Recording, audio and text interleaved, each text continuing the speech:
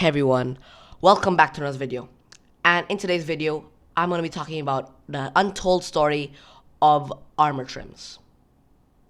Now, armor trims come in many different shapes and sizes, and in many different styles. Now, these styles reflect a culture, and that's my theory, because the difference in them and the structures that they're found in, it's totally different from other armor trims in other different structures. Let's take an example, the wild armor trim, which can only be found in jungle temples, versus the dune armor trim, which can only be found in desert temples. They are both incredibly different from one another. And this just shows that the people who built these monuments, or the ancient builders who built these monuments, were two different cultures. And these two cultures had their own social status, had their own decorations for their armor. And that's what armor trims are. Now, let's start our deep dive into what I think is the full untold story of the armor trims.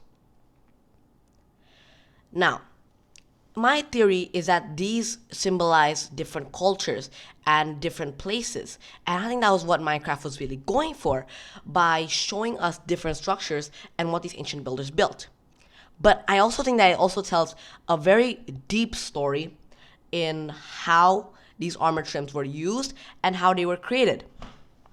For example, let's take one of the oldest civilizations that we know, and that is the ancient builders. Now, these guys are the most important. Okay, I said that 3 times. I'm over exaggerating, but these are one of the most important characters in all of Minecraft. And their story all starts from the trail ruins. Now, these trail ruins were pretty underdeveloped, were only being made by terracotta, clay, and anything else they could find, having hanging signs in them, lime dye, and different types of dyes. All of these represent what they have learned over the years. But one thing that really comes to mind is 100% the armor trims. Now, there can be 4 armor trims that could be found here, but if we look at the armor trims, they look like they're made out of some sort of clay. And in the middle, a blue orb of sorts, a blue material. Now, I don't know what this blue material is, but it's present in almost every single smithing template. So I won't really question that a lot. But we can see that these armor trims are made from different materials.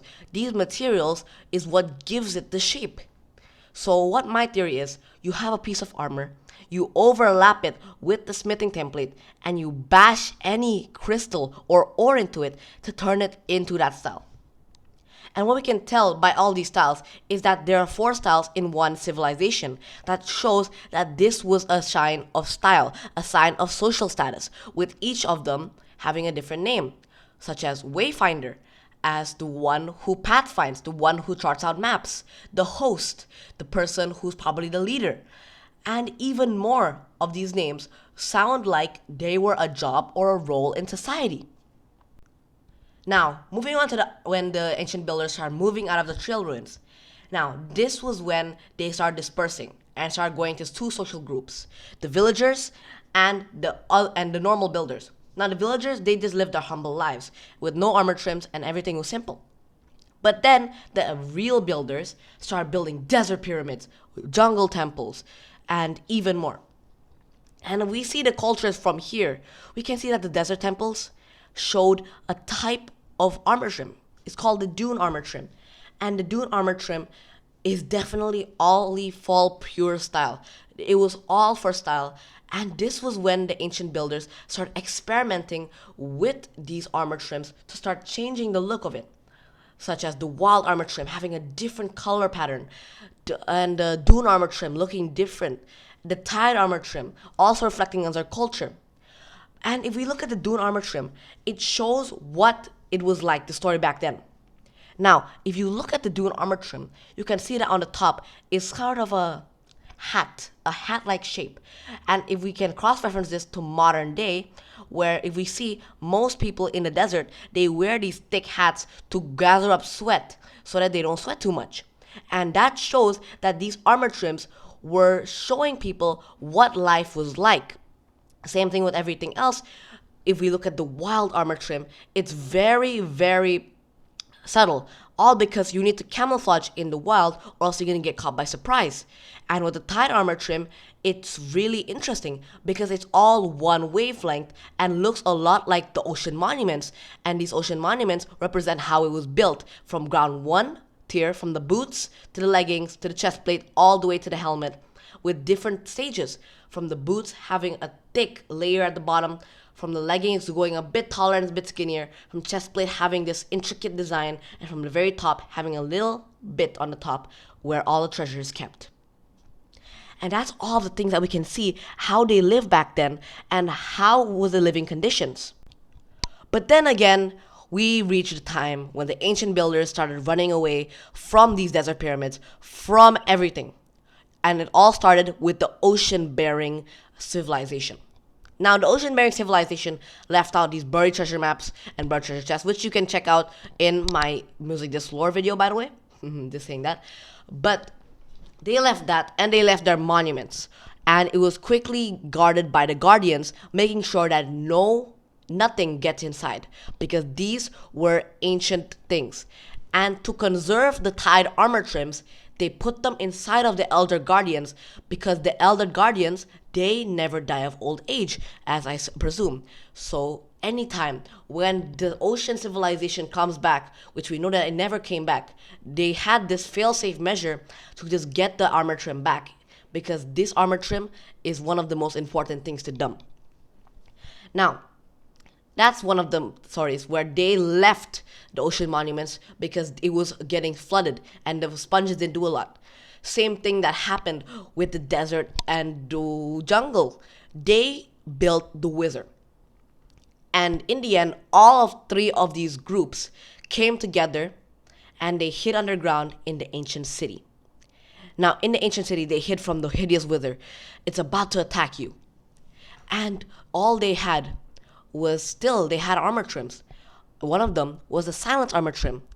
It showed a rib cage like structure, and we can tell that this was before the skulk, because if we look at the other armor trim that is found in the ancient city, it is known as the ward armor trim. Hence that it was created after the warden was a mob, before it was found. And the silence armor trim was before. This is also crazy because it looks like it's been corrupted by skulk, as you can see from the edges here, that has been corrupted a lot by skulk, and this makes you think that it's very old. And the crazy thing is, it has a very low chance of spawning, indicating that most of them are gone from this world, all because it was a very long time ago and they're probably all eroded. And that takes us to when the warden spawned and when the wizard came into the deep dark. Now the wizard came in, started terrorizing everything, and the warden killed it. But then the warden started terrorizing, and the ancient builders couldn't do anything. So they started mimicking how the warden looks like by using the ward armor trim, showing off the shrieks of the shriekers on their armor patterns. Now this was a very popular pattern, and we can see that it was used definitely after the warden was created, because these shapes make so much sense with how much the warden looks like. And then we go on to when the ancient builders are escaping from the deep dark, because they didn't want to do that anymore. And they figured out the end. Now the end, after they found that the end was a dimension, they went there and they crafted an armor trim called the Eye armor trim from end stone found on the ground. Now, this end stone was made into the Eye armor trim, and to make sure it's not lost in time or lost by the warden, it was kept secretly inside a little library inside of the stronghold, making sure that this was preserved. And then we move on. When the ancient builders escaped to the end, escaping from the warden, escaping from the world, then finally we reach to the ancient cities. Now, these ancient cities, they were built by Endermen, presumably by Endermen or by the ancient builders which were trapped here. And this reflected their culture of building spires and spires up, because it's called the spire armor trim, presuming that these spires, they wanted to recreate that on their armor. And eventually, they created it and kept going, and that happened. So, in conclusion, we can specify that these armor trims will tell a very deep story and deep meaning. But there are also armor trims which don't connect that much to the story, such as the Sentry armor trim and the Vex armor trim. Now, the Sentry armor trim is found in Pillager Outpost, and the Vex armor trim is found in Woodland Mansions. Now, these two structures are all built by the pillagers. And now the pillagers are these raiders, and they are the anti-villagers. So this was definitely a time after the villagers started ruling over the world and owning the economy, and after the ancient builders escaped to the end and presumably became Endermen. Now, the Illagers started making their own depictions of armor, making the Vex armor trim look a lot like the Vex, which is a mob that flies around and with a sword and kills you. It's annoying. But it looks a lot like that. And with the Sentry armor trim, it looks like a little target. It makes them look like it's a different type of social class. And what I'm getting here is that the Vex armor trim looks a lot like the Evoker's cloak. A lot like the Evoker's cloak. And that would mean that they have a higher ranking than everyone else.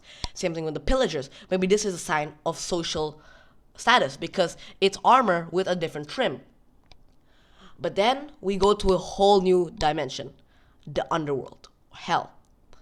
The Nether. Now, we can find two armor trims here. And the first one is the Rib armor trim, which is found in Nether fortresses. Now, this was the time after Minecraft Legends and after armor trims were invented that they came to the Nether, built all of these fortresses. When the ancient builders started building all these fortresses, then they started building with the Netherite they had, the Rib armor trim, and put it into chest inside the loot chest of the Nether fortresses. And then we have the Bastion armor trim, the Snout armor trim, which have very cool depictions of what seems like a pig-like structure, a pig-like armor, which really resembles piglins, which are notoriously glamorous with all of the gold and, well, pigs. So now we have seen all the armor trims. So in conclusion, these armor trims, each of them, from the Spire armor trim, from the Desert Pyramid dunes, are all depictions of culture and what it was like during that time. Now, these things, let's say they had culture, the dune armor trim found in the Desert Pyramid. They were using all the resources that they had at that time to create these armor trims, and they hid it inside of these massive megalithic structures so that they can preserve their history. As with the music disc, this is one of the other ways that they preserved it. With the wild armor trim being in the jungle temples, dune armor trims being in the desert temple, silence and ward being in ancient cities, and the eye armor trim and spire armor trims in the end and cities. And then all the way eventually leading to the Nether, depicting a time when the Nether was their main homeland. Now, these are all depictions of different cultures and what they wore. And this actually really ties in real life as well, because people from different cultures in real life dress differently. And this is all part of their culture, and they want to preserve it as much as they can with these trims that they've created. So in conclusion, I would like to say that these armor trims are a depiction of culture and to show what it was like during the time. They hid it into these massive megalithic structures that they have created to prove that this was made by them and this was made by that civilization, and put inside these megalithic structures so that in the future, when these were found, they would understand the culture behind it. So that's it for today's video. Hope you all had a great day, and I'll see you in the next one. Bye!